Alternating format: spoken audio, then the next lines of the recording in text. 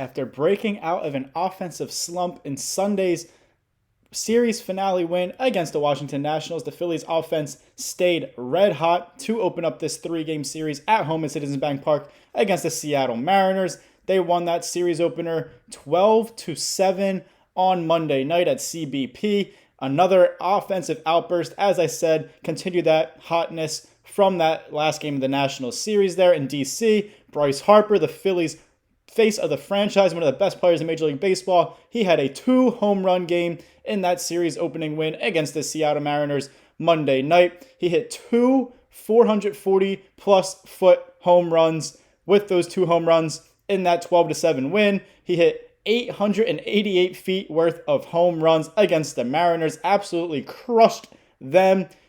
His 20th and 21st home runs of 2025. Bryce Harper, keep on killing these baseballs and stay hot, kid. When you're going good, everything's going good for the Phillies and its lineup. The Phillies had 8 players have multi-hit games in that series opening win against the Mariners. So just great day offensively by the Phillies lineup. Welcome into Phillies Daily, everybody. I'm your host, Mike Hennelly. Make sure you guys subscribe for more Phillies content right here on Phillies Daily. We got a little bit new of a setup here behind me, so that's exciting, something different. But we'll stick on the Phillies offense to start off here. They had 2 hits in the first inning, unable to score against a very good pitcher in Logan Gilbert for the Seattle Mariners. It looked like they had an opportunity there in the first inning, and they just failed to convert. And it looked like it might have been another day where the Phillies just can't get things done with runners in scoring position or any of that fun stuff. But that was just not the case for the Phillies on Monday night. Going right into the second inning, their next time up to bat, they had 5 straight hits to start that second inning in the bottom half of their inning at home. Brandon Marsh led off the inning with a single. Then Nick Castellanos hit a single himself. Marsh went first to third, so great base running by him. And then Max Kepler, we all know he hasn't been great offensively for the Phillies since signing here back in the offseason, but he joined in this single parade. He hit a single himself as well. An RBI single drove in Brandon Marsh. Castellanos also went first to third like Marsh did in the previous at-bat, so another runner just 90 feet away with no outs. Phillies had an early 1-0 lead. Bryson Stott came up, hit a RBI double, scored Castellanos. Max Kepler went first to third, so the Phillies had second and third, still no outs, a 2-0 lead. And then Trea Turner, he's been scorching hot as of late, just like the Phillies offense in these last 2 games. He came up right up there, the 5th batter of the inning, and he hit a 3-run home run, 3-run bomb. Phillies have an early 5-0 lead there in the second inning. Still no outs at the time. It was Trea Turner's 1,500 career hit. So great milestone there by Turner. It was also, interestingly and a little bit shockingly, his first home run at home at Citizens Bank Park in 2025. He had 12 home runs on the road this year. Now his first at Citizens Bank Park puts him at 13 total here in 2025.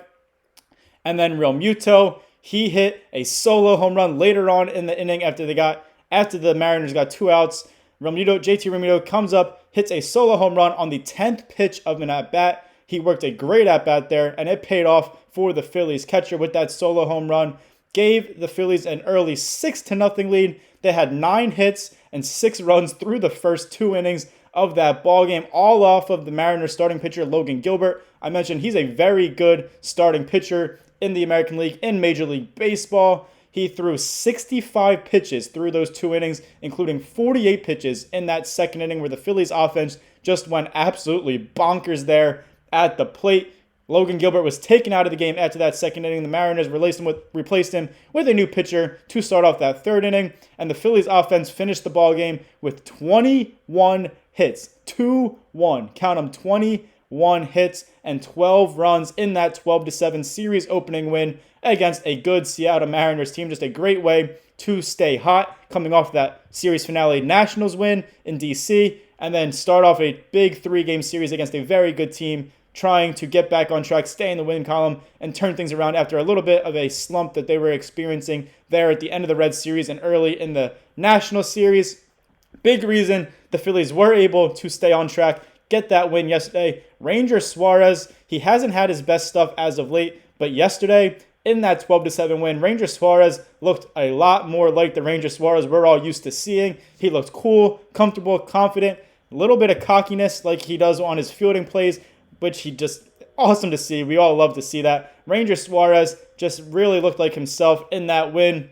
He went 6 2/3 innings in the ballgame, allowed just 4 hits, no walks, which is extremely important. He did hit a batter there in the 7th inning, and he allowed 2 earned runs, but he did have 10 strikeouts in those 6 2/3 innings. Unfortunately, after really dominating through those first 6 innings, he had no runs allowed by then, and just shutting down the Mariners offense. He looked really great. He just fell into some trouble there with 2 outs in the 6th inning. Mariners got a little bit of 2-out damage on Ranger Suarez. He couldn't make it out of the 7th inning. He allowed that hit by pitch with those 2 outs in the 7th inning. He also allowed a solo home run with 2 outs. Right before that hit by pitch, the Phillies and Rob Thompson, their manager, decided to replace him. And unfortunately, they replaced him with Jordan Romano. We all know Jordan Romano has not panned out for the Phillies since signing a 1-year, $8.5 million deal back in the offseason. He was a 2-time All-Star closer with the Toronto Blue Jays, missed most of the season last year in 2024 with an injury. The Phillies took a chance on him, trying to replace some high-leverage guys in the back end of the bullpen with Jeff Hoffman and Carlos Estevez leaving in free agency. Took a gamble on Romano. Has not worked out, to say the least, for them in 2025. He came in that 7th inning with 2 outs in relief of Ranger Suarez. 1 runner on with that hit by pitch that Suarez allowed after the solo home run, which was still a big lead for the Phillies. And then Jordan Romano, he allowed a single right away with those 2 outs. So 2 runners on now. And then he allowed a 3-run home run. The Mariners cut the Phillies lead to 7-4. All of a sudden, they had some momentum. We're back in the ballgame, just a 3-run deficit. One of those runs were unfortunately charged to Ranger Suarez, which is why he finished with 2 earned runs in those 6 2/3 innings, because he allowed that base runner by the hit by pitch. And then Romano obviously allowed the 3-run home run. So 2 runs charged to Romano off of that home run, and 1 run charged to Ranger Suarez. Jordan Romano is now up to a horrid 7.56 ERA in 2025. Just horrible stuff. One of the worst, honestly, pitching performances, playing that much, pitching this much in a season in Phillies history. And the Phillies have been around for a very, very long time. And Jordan Romano is on the wrong end of the history books. Could they DFA Jordan Romano? Yes, they could. Should they? Yes, they absolutely should. Will they? I don't think so. We're here in the middle of August. There's only about a month and a half of the regular season left, like 35-ish games left. I think a little bit more than that, but definitely under 40 games left, like 37, maybe 36, around that range. At this point, you sign him for a year. He's almost out of that contract. $8.5 million, too, is nothing to just get rid of. That's a lot of money. Jordan Romano, they're not using him in high-leverage situations anymore. They brought him in for those situations, just can't get the job done, just blowing games left and right. I would like him gone.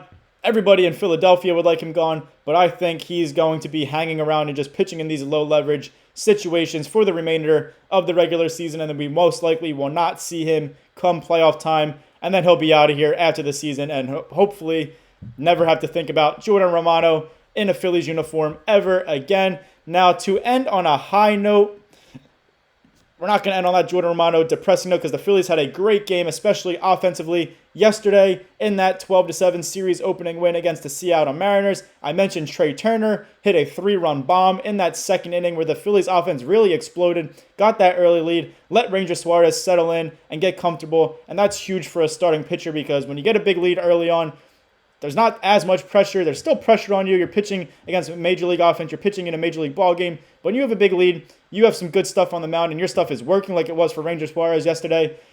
That's all you really need to keep that confidence and just cruise right through the game and help your team earn a victory, just like Ranger Suarez and the Phillies did yesterday. Trea Turner, huge part of the Phillies' offensive outburst, or 21 hits, 12 runs. Obviously, that 3-run home run in the 2nd inning. Scorching hot as of late. Really one of the best hitters in Major League Baseball throughout most of the season here in 2025. He did cool down a little bit in July. He had a .268 batting average for the month of July, but he is now on an 8-game hit streak. He had 5 multi-hit games during this 8-game hit streak, 14 hits in his last 5 games. He was 4 for 6, with 5 RBIs in that series opening win against the Seattle Mariners Monday night at Citizens Bank Park. He was just a triple shy of his cycle. He had a double, a home run, single. He is now batting .295 in 2025. That average did dip, as I said, when he cooled off a little bit in July. He was among the league leaders in batting average. He's right back up there again with a .295 batting average thanks to his 8-game hit streak and 4-hit performance in that Seattle Mariners series opening win yesterday, Monday night. Hopefully, Trea Turner can stay hot. Hopefully, the Phillies offense can stay hot. Obviously, they're not going to score 12 runs and get 21 hits every night, but if you're at least putting up 4, 5, 6 runs, you're going to have a great shot to win every single ball game, especially when the starting pitching is going good like Ranger Suarez was yesterday. Hope you guys enjoyed this episode of Phillies Daily. I'm your host, Mike Henley. Make sure you guys like, comment, share, and subscribe for more Phillies content right here on Phillies Daily. Game 2 of this 3-game series tonight, Citizens Bank Park on Tuesday. Hopefully the Phillies can get another win, carry that momentum from yesterday right into today. But get this early series win with the series finale set for tomorrow on Wednesday. Again, thank you guys for watching, and as always, go Phils.